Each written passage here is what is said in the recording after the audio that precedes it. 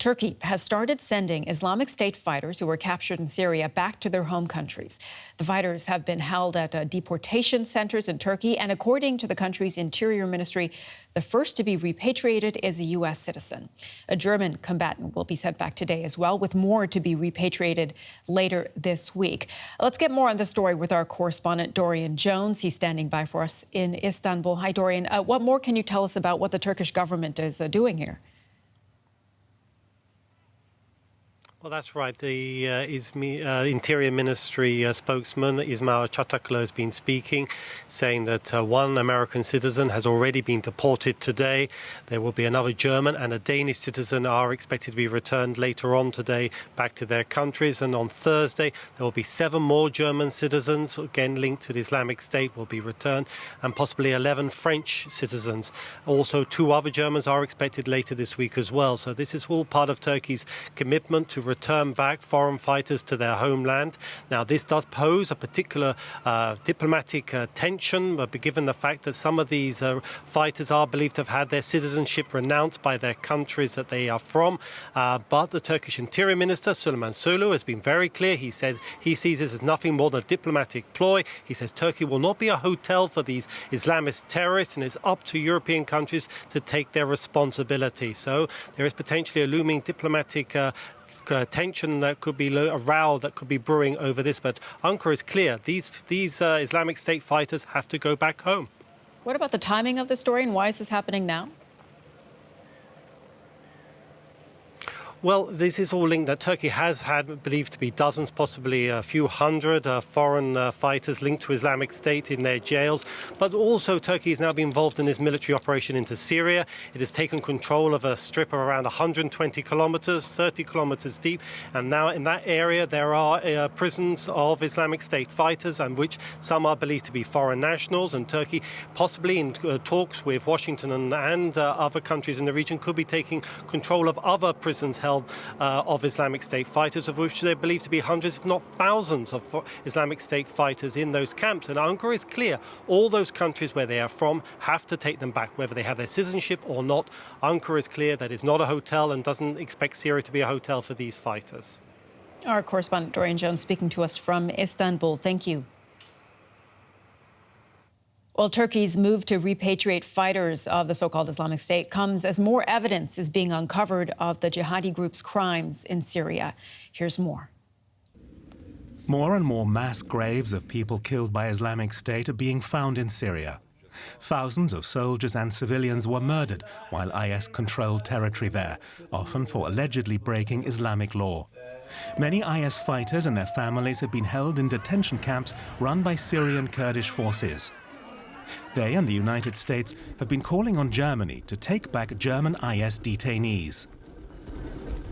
The Americans and the Syrian Kurds have removed a serious threat to our domestic security.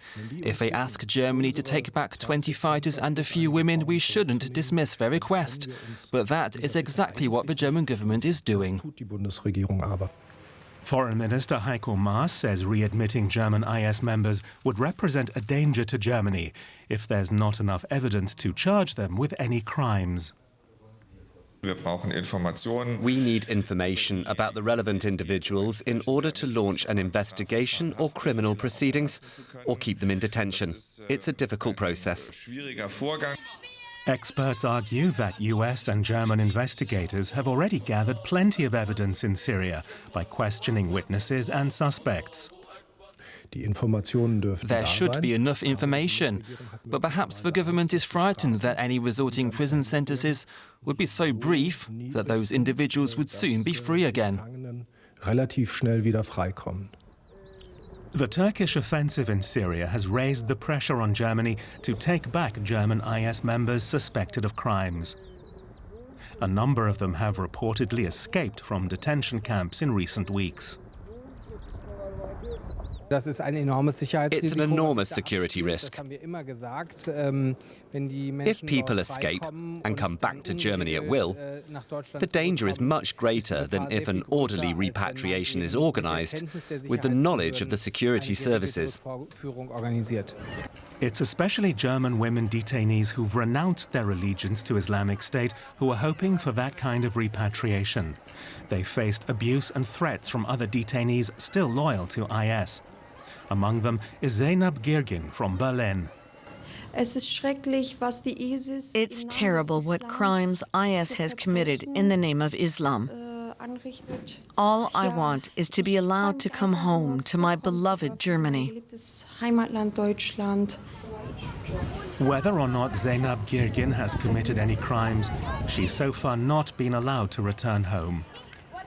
But for her and her 2-year-old son, that's all she hopes for. Let's bring in our political correspondent, Maximiliana Koschek, on this story. Hi, Max. The German government has been skeptical of taking back IS fighters from Syria. Has Berlin changed its mind?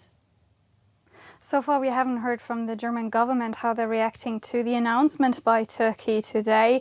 Last week, Turkey has already made that announcement that they would send or repatriate IS militants back to the countries. But as we've heard already from the German foreign minister, both last week and in our footage recently, is that, of course, it's very difficult to confirm the nationality of those IS militants. There's a quest if there could be fraud involved. And so Germany has not confirmed yet if the repatriated IS militants that Turkey wants to send today and during the rest of the week over if those are indeed German nationals.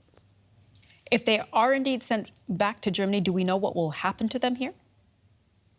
As we've heard again, of course, the German authorities would then have to prove the authority and investigate them as joining a terrorist organization like the so-called Islamic State is forbidden in Germany. And of course, first, those people would probably be arrested under the suspicion and then be investigated, potentially put into a pre-trial detention and then be put to trial. Now, we've seen a couple of trials like this before in Germany. Only in the last year, the German authorities have been investigating 24 suspected IS militants who had returned to Germany and had been putting charges for 12 of them. Our political correspondent, Maximiliana Koschek, reporting for us. Thank you.